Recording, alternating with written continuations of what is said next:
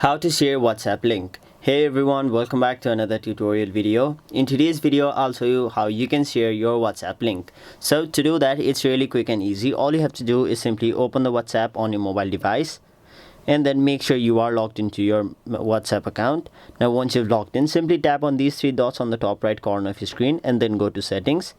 Now once you've done that, you can see your name and your profile picture over here. Now just right to it, you can see the little QR code icon. Simply tap on it and then you will be provided with the QR code of your WhatsApp account.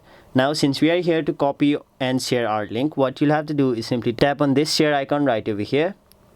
After that, what you'll have to do is simply go to messages and then select a random person who you want to send this to. Now if you want to send it to message, simply type in their name. But if you want to send this to someone else, all you have to do is simply copy this thing right over here.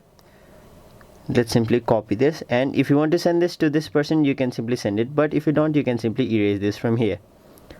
Now let's say you want to share this to someone on Telegram. Now what you'll have to do is simply go to Telegram and then simply go to their profile and then paste it over here.